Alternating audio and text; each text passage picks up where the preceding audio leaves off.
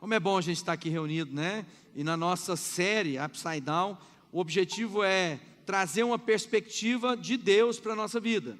Por quê? Porque somos muito impressionados com aquilo que nossos olhos veem, que os nossos ouvidos ouvem.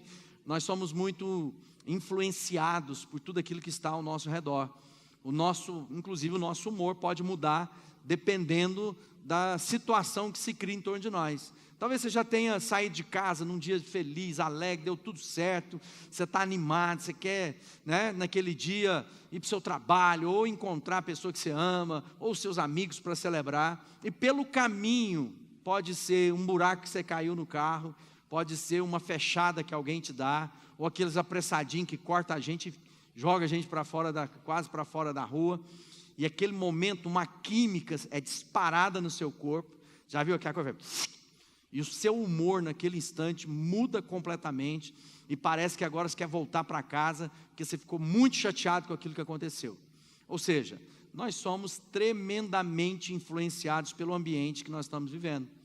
Por isso que, se nós continuarmos a perceber a vida a partir do ponto de vista humano, nós vamos estar nessa coisa de montanha-russa, um dia, né, muito alegre, muito lá em cima, de repente, depressão, angústia, no outro dia de novo, ou seja, esse crente montanha-russa, cada hora está no vale ou está no monte, está no vale ou no monte, e Deus vem para nós e fala: olha, se você continuar pensando como o homem pensa, você não vai ser capaz de experimentar o que eu tenho para a sua vida. Na primeiro domingo a gente falou um pouco sobre o reino de Deus, esse reino que é de paz, justiça e alegria, e que todos aqueles que fizerem parte desse reino vão experimentar esse reino de alegria. No segundo domingo, semana passada, a gente ouviu um pouco da característica do cidadão do reino, do bem-aventurado.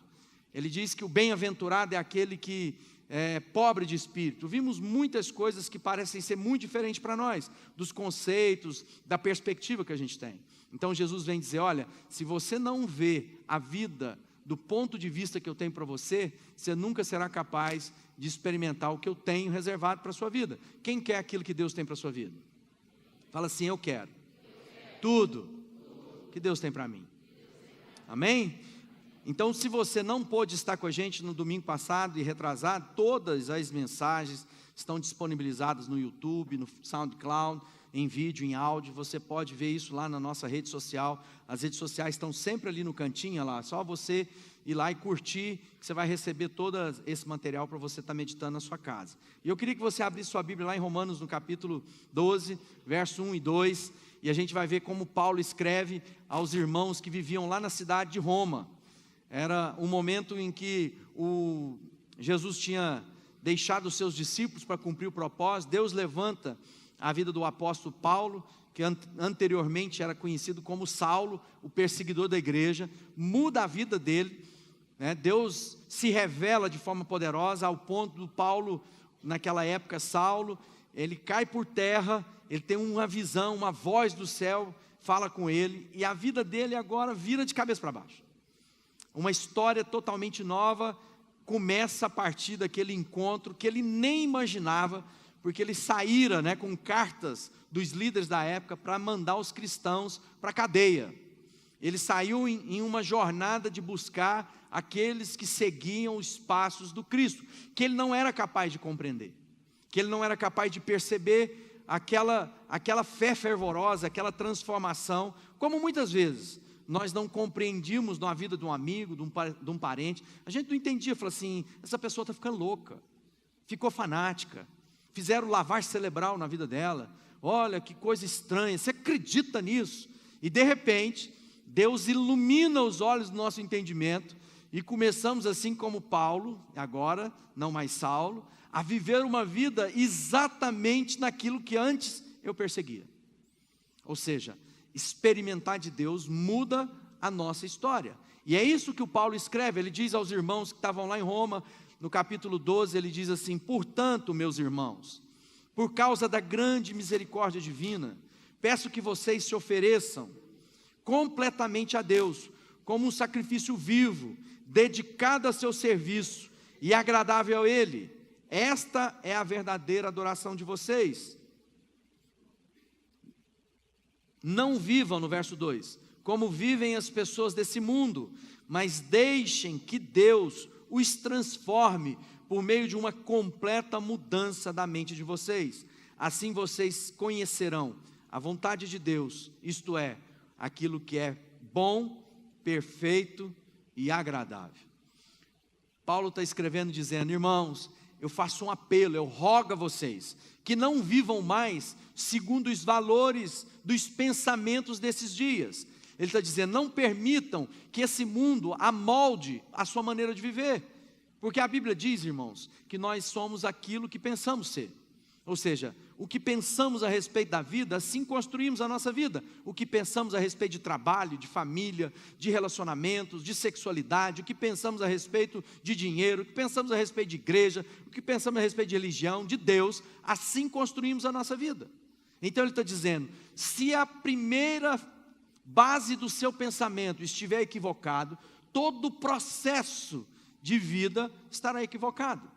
Ou seja, ele está dizendo: se você não for capaz de renovar a sua maneira de pensar, se você não deixar de pensar como o presente século, algumas Bíblias dizem na versão isso, o presente século, ou seja, a maneira de pensar dos nossos dias, se você deixar que essas coisas amoldem a sua vida, você nunca será capaz de experimentar a vontade de Deus para a sua vida.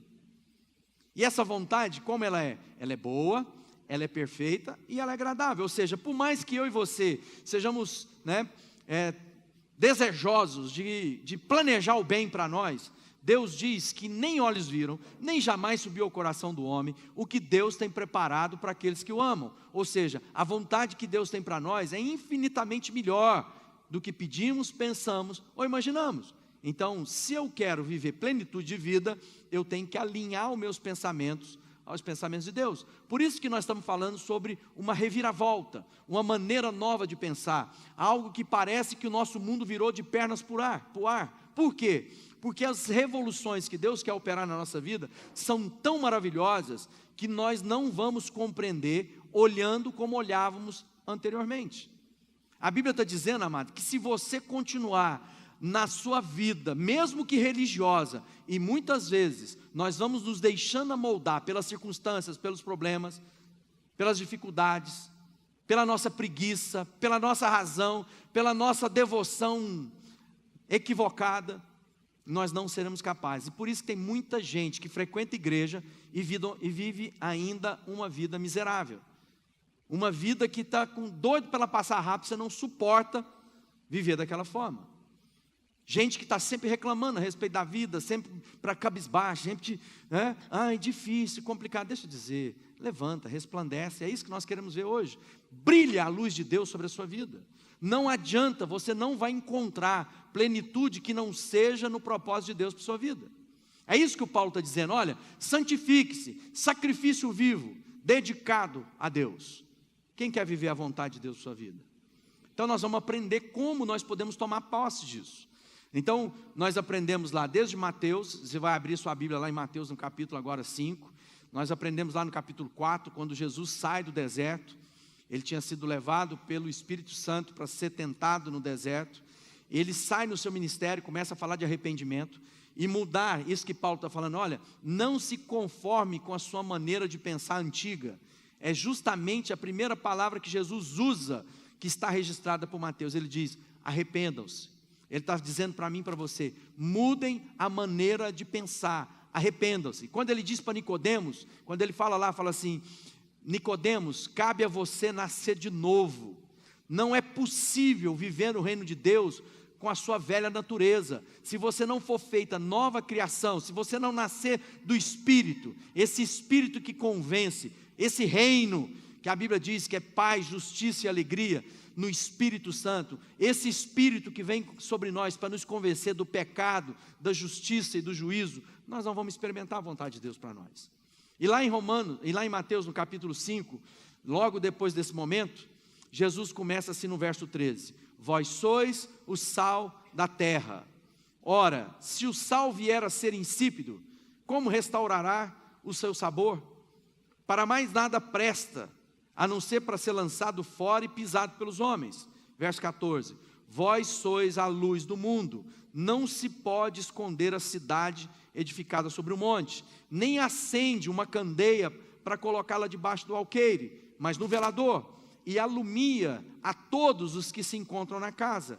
Verso 16, assim brilhe também a vossa luz diante dos homens, para que vejam as suas boas obras e glorifiquem o vosso Pai que está nos céus. Olha só que coisa poderosa, é a nossa palavra, é a palavra profética sobre a nossa vida como igreja. Nós somos o sal dessa terra, a luz desse mundo. Ele está dizendo para mim e para você, uma vez agora que você conhece a sua identidade, uma vez agora que você conhece o ser feliz, a intensidade de viver, quando ele diz, bem-aventurado, feliz, resta a nós agora, no prosseguir da nossa fé, em entender que somos agora o quê? Sal da terra e luz do mundo. Olha só que coisa que nos desafia. Ele não diz apenas que nós somos sal e luz, ele diz que é da terra, que é do mundo inteiro. Ele está nos levando para uma concepção muito maior do que a nossa particularidade, o nosso lugar de segurança. Ele está nos levando para uma visão expandida para a vida. Ele está nos tirando, né, de nós mesmos e nos doando para o mundo inteiro. Ele está dizendo para mim e para você, uma vez que você entendeu quem você é, você precisa compartilhar da sua experiência, daquilo que te transformou com a vida de outros. Por isso que Jesus diz, eu vim para que vocês tenham vida e tenham vida em abundância. O que é uma vida abundância? Uma vida plena, cheia? Não, é mais do que cheia, é uma vida transbordante.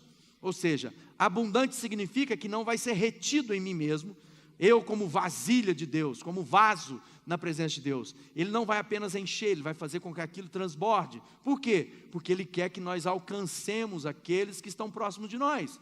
E nós vamos entender a operosidade de Deus através do transbordamento dele na nossa vida. Qual é a função do sal? O sal traz sabor. Na verdade, muita gente confunde, acha que sal é tempero. Sal não é tempero. Tempero traz outro sabor ao alimento. O sal destaca, realça o sabor do alimento. Quando você põe sal na carne, não tem gosto de outra coisa que não seja carne. É diferente, por exemplo, você colocar alecrim, ou colocar qualquer outro tipo de erva que você possa colocar lá no seu tempero, que vai acrescentar outros sabores ao alimento. Não, o sal tem destacar, ou seja, a nossa função é ajudar as pessoas a encontrar a sua identidade em Deus e potencializar aquilo que elas são em Cristo, ou seja, disponibilizar às pessoas, né, o conhecimento do amor de Deus, que vai levá-las a viver a sua vida com intensidade, a ser quem elas são em Deus, e não aquilo que nós queremos que elas se tornem, né? Nós não queremos multiplicar réplicas de quem quer que seja, nós queremos que cada um, na sua identidade única, seja expressão plena daquilo pelo qual Deus a criou. Uma das outras características do sal é trazer conservação ao alimento, ou seja, ela evita que o alimento apodreça. Quando não tinha geladeira, como é que fazia para conservar os alimentos? A caça, o peixe, colocava sal, aquilo tornava seco e não perdia. Então o sal tem um processo de cura e de conservação. Se você estiver exercendo o seu papel pleno, isso vai entrar na casa da sua família, no seu ambiente de trabalho, na sociedade que você está inserida, e você será um fator de destacar sabores e ao mesmo tempo de conservar o ambiente em que você está. Ou seja, é um processo lindo que Deus tem. Nós somos o sal e a luz desse mundo. Mas é interessante que Jesus lá, falando do ser sal da terra, fala assim, mas se o sal perder o seu sabor, ele não serve para mais nada. Agora, quimicamente, sal não perde o sabor, é impossível. O que acontece é que o sal pode ser misturado a outras substâncias, e aí cresce tantas outras substâncias, que o sal já não exerce mais o quê? O seu papel de dar sabor. Por isso que Deus diz que nós não podemos ter uma vida misturada. Misturada com outras ideias, com outros valores, com outras práticas. Por isso que Ele está dizendo, ofereçam a sua vida em sacrifício vivo, santo e agradável a Deus. Ele está nos dizendo que a vida que Deus tem para nós é uma vida de santidade, de integridade, de não perder as características que Deus colocou. Mas todas as vezes que a gente vai se misturando com outras ideias, a Bíblia diz, mas eu estava pensando, mas também tem aquele outro pensamento, o filósofo tal diz tal coisa. Ou seja, as ideias que vão sendo plantadas na nossa mente, vão raliando, vão trazendo outras coisas que não é aquelas que Deus tem. Então, por isso que ele está dizendo, santifique-se, separe-se. O que significa ser santo? Santo é ser de uso exclusivo de Deus. Santo não é uma pessoa extremamente fora de série. Nós vamos ter agora a nossa nova série, vai chamar Arraial dos Santos. E a gente vai aprender um pouco do que significa ser santo. Santo não é aqueles homens da história e mulheres que são fora de série, muito além de nós. Não, santos somos nós, os que foram separados por Deus. Aqueles que Cristo santificou na cruz. E agora devemos viver uma vida de santidade. E é isso que Paulo está escrevendo aos Romanos. Fala assim, olha, vocês não podem deixar que o pensamento desse tempo transforme vocês em outra coisa. Deus quer que vocês sejam transformados pelos pensamentos dele. Amém? Então fala para quem é do seu lado, presta atenção. E ele diz, vocês são a luz desse mundo. Em João 1,5 diz assim, a luz resplandece nas trevas, e as trevas não prevaleceram contra ela.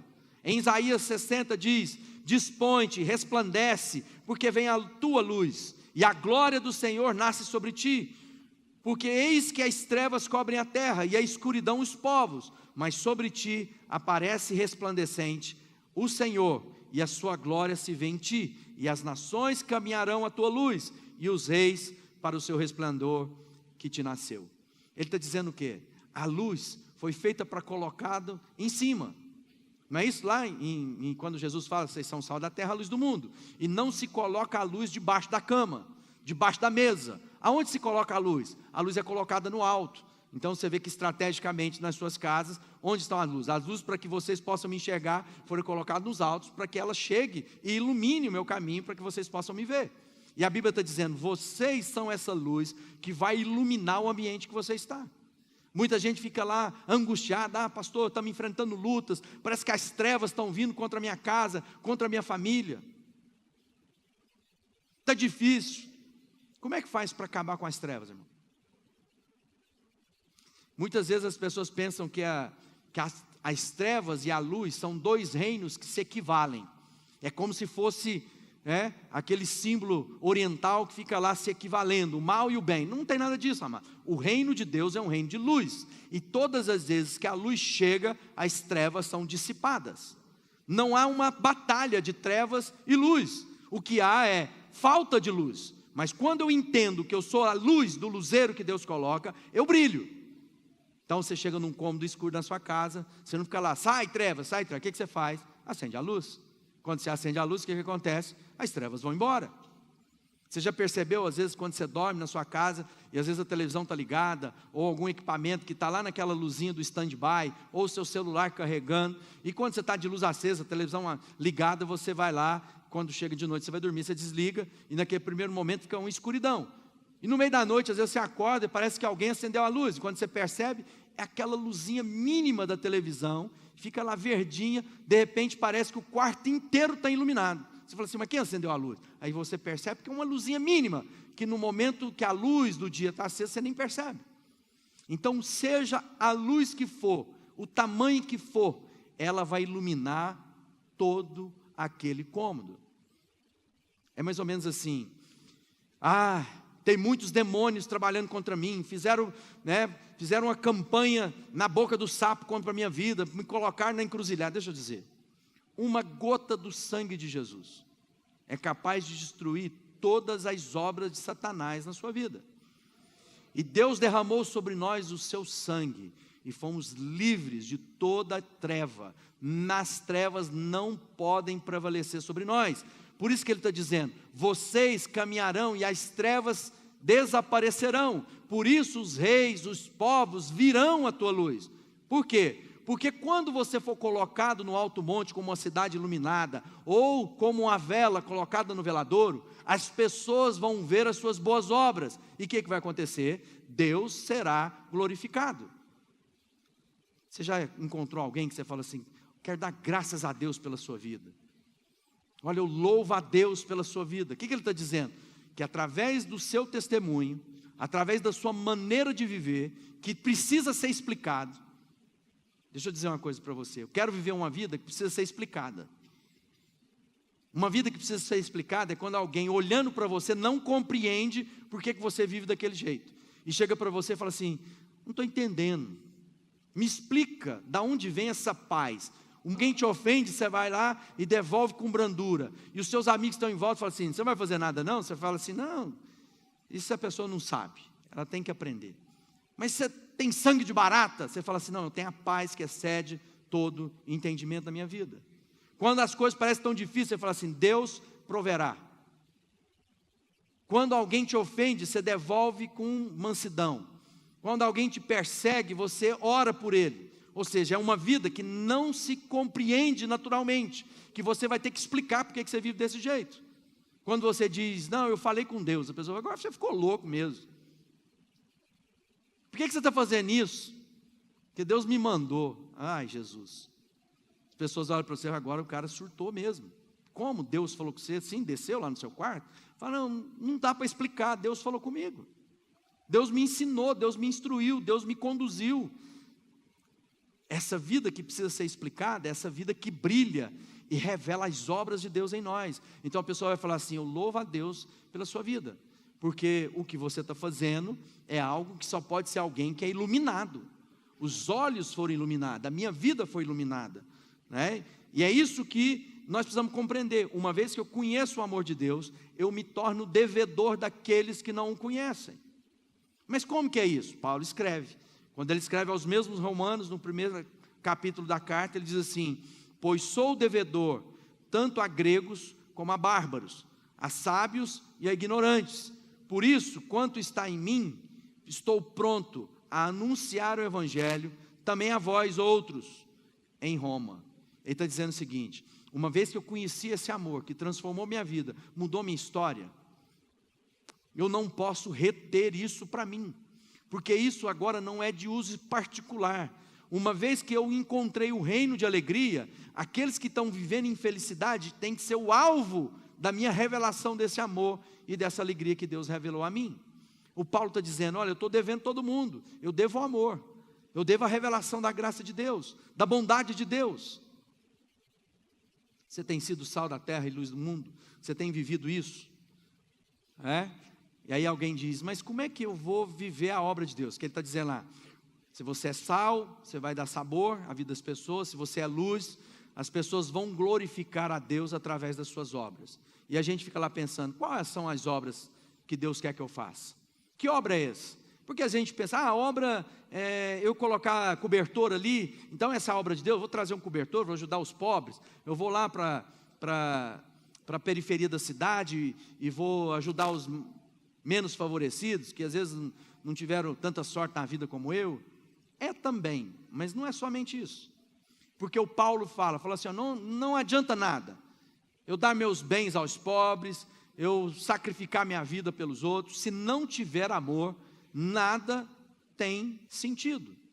Então a obra de Deus é revelar o amor através da minha vida, seja nas obras, há obras de assistência ao menos favorecido, seja na maneira que eu lido com as pessoas, seja a minha vida uma expressão do amor de Deus. E é isso que ele diz, ele diz assim, lá em Efésios, quando Paulo escreve: pois foi Deus que nos fez o que somos agora.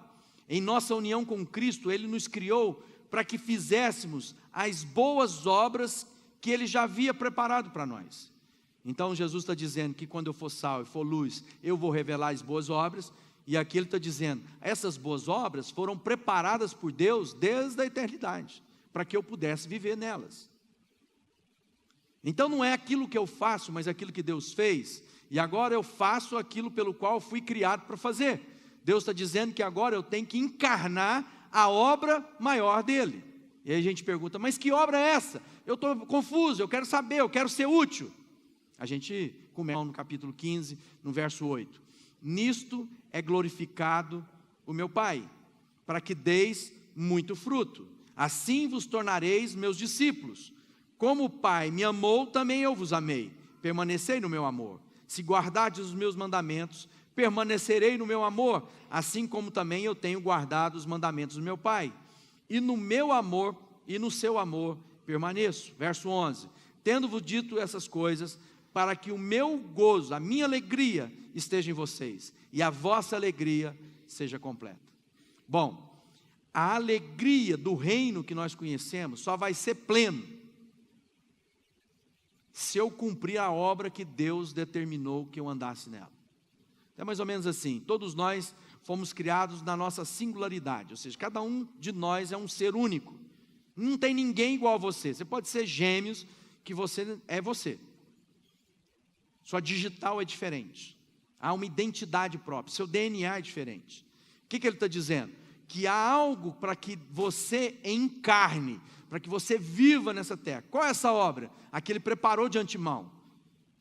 E quando eu realizar essa obra, o que vai acontecer? Eu vou glorificar a Deus, para que veja as tuas obras e glorifique a Deus. Eu vou glorificar a Deus. E quando eu glorificar a Deus, dando fruto da obra que ele colocou para mim, o que vai acontecer? A alegria do Criador estará em mim, e portanto, a minha alegria será completa. Então ele está dizendo, só há plenitude, só há um ser completo, quando eu frutifico a obra que Deus tem para mim. Então por isso eu tenho que ter muita responsabilidade de como eu vivo a minha vida, porque talvez eu esteja correndo atrás de coisas, imaginando que vai me completar, e elas não vão. Eu preciso então o quê? Ser pleno em Deus.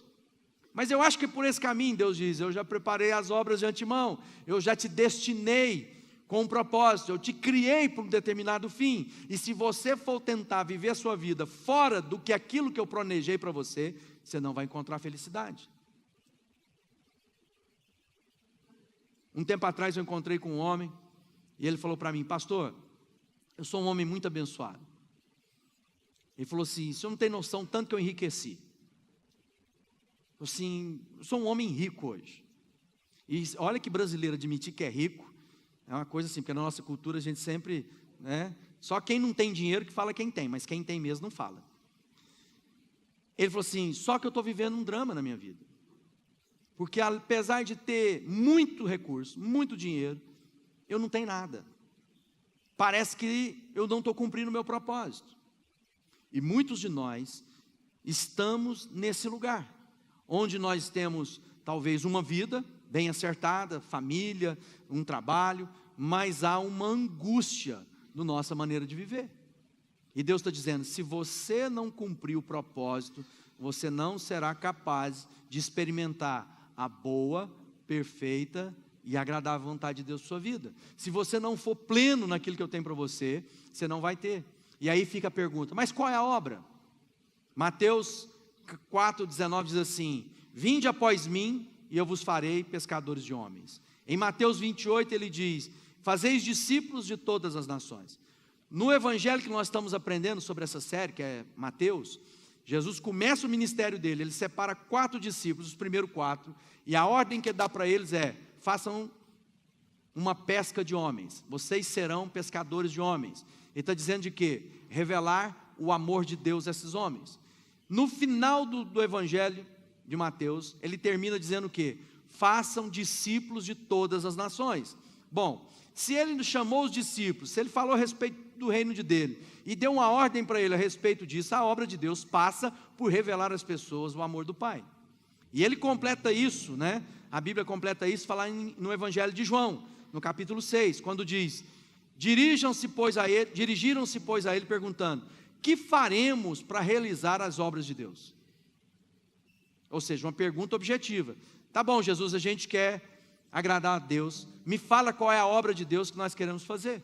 E Jesus diz, respondeu Jesus, a obra de Deus é essa, que creais naquele pelo qual ele foi enviado. Ele está dizendo o seguinte, em outra versão diz assim, que creiam em Cristo e naquele que o enviou. Então ele está dizendo, a obra de Deus é conhecer a Cristo e é conhecer a Deus Pai. Ou seja, quer fazer a obra de Deus? Revela quem Cristo é e quem o enviou. Ele está dizendo, fala a respeito de quê? Evangelização, repartir daquilo que temos com aqueles que ainda não têm. E o que nós temos? Nós temos a Cristo, a consciência que fomos transformados, que fomos recebidos na família de Deus através do sacrifício de Jesus. Nós temos o quê? Parte da família, uma mesa sentada de banquete. E Deus está dizendo para mim e para você, olha, vivam a vida que eu tenho para vocês. Você quer viver a obra de Deus? Assim eu quero. Revelem a Cristo. E aí nós vamos revelar isso da maneira mais inusitada. No seu trabalho de advocacia, no seu trabalho de jardineiro, no seu trabalho de motorista, no seu trabalho como dono de casa, no seu trabalho como empresário. Toda a sua vida precisa apontar para Cristo. Não adianta você fazer obras sociais, ir lá e matar a fome do povo se Cristo não for conhecido. Por quê? Porque essas pessoas vão de barriga cheia para o inferno. Então o que nós precisamos? Que em tudo que eu fizer, Cristo seja conhecido. Porque eu fui chamado para ser o quê? Pescador de homens, de fazer discípulos de todas as nações. E aí fica uma pergunta desafiadora para nós. Quem? Nós estamos em junho. Deus, porque você, através da sua maneira de viver, revelou a essa pessoa o amor de Deus. Quem está lá na sua história de vida, que olhou para você e disse, quero agradecer a Deus pela sua vida, porque através de você eu conheci o amor do Pai que mudou a minha história. Quantas pessoas tem lá, na sua maneira de viver? Ou você está tão ocupado, tentando ser feliz, que esqueceu de dar o fruto que Deus diz, quando você der esse fruto, quando você realizar essa obra, Deus será glorificado, e a alegria de Deus estará em você, e você será plenamente cheio da alegria que vem do céu. Sem isso, amado, nós vamos passar a nossa existência ilesa, e vamos estar envolvidos em coisas que vão ficar nesse mundo. E a pergunta que se faz para nós essa noite é, o que você tem feito que repercute na eternidade? Algo que transcende essa vida. Qual é a obra que você está fazendo que vai permanecer quando tudo isso passar? Porque todas as coisas que nós vemos são passageiras, mas a que nós não vemos, essas sim são eternas. Às vezes a gente é muito confundido, porque a gente aprende na escola que o real, o concreto é o que? O que eu posso pegar. O que eu não vejo é abstrato. Então a gente pensa o quê? Que o real, que o que se vê é verdadeiro. E Paulo diz, olha, o que você está vendo é passageiro, e o que você não vê, esse é eterno. E Jesus está dizendo, o meu reino de alegria é de eternidade. Você como cidadão do reino, revela essa alegria àqueles que ainda não conhecem. Você está pronto para viver uma revolução de ser sal da terra e luz do mundo? Você está pronto para ser pescador e pescadora de homens e de mulheres? Você está pronto para fazer discípulos de todas as nações? Então você tem que parar para pensar qual é a minha parte nisso. Talvez você está perguntando por que de tanta prosperidade na sua vida. Talvez seja para que você financie a obra de Deus, para que mais e mais pessoas conheçam desse amor. Porque dos dons e os talentos que Deus colocou na sua vida, não é apenas para você ganhar dinheiro ou se sentir feliz porque faz bem feito. Talvez seja para que Deus seja glorificado naquilo que você faça. Deus quer mudar a sua maneira de pensar, porque se nós continuarmos a pensando como o homem pensa, ninguém, nem eu nem você, seremos capazes de experimentar a boa, perfeita e agradável vontade de Deus para nós. Não se ocupe com esse mundo. É isso que ele escreveu aos Romanos, fala assim, não se deixe moldar pelo curso desse mundo, mas transformem-se na sua maneira de pensar. Viva o projeto que Deus tem para você. Quem quer viver isso na sua vida? Amado, nós estamos encerrando a nossa série. Nosso culto de quarta-feira, nosso último culto a respeito desse tema. Mas que pelas misericórdias de Deus, eu rogo-vos pela compaixão de Deus, que vivam de maneira digna e transformem o seu pensamento, para que você não consiga viver outra vida que não seja aquela que Deus tem para você, para que você seja pleno na sua existência, para que a sua mente seja impregnada do amor que transforma, que cura, para que uma alegria que você viva não fique necessário debaixo de cachaça ou de outros aditivos para você sentir algum prazer. que você possa entender que o que Deus tem para você é infinitamente melhor do que tudo que você pediu, pensou, imaginou. E só tem uma maneira de glorificar Deus: dando fruto, gerando filhos espirituais para Deus, revelando o amor dele por onde quer que você ande.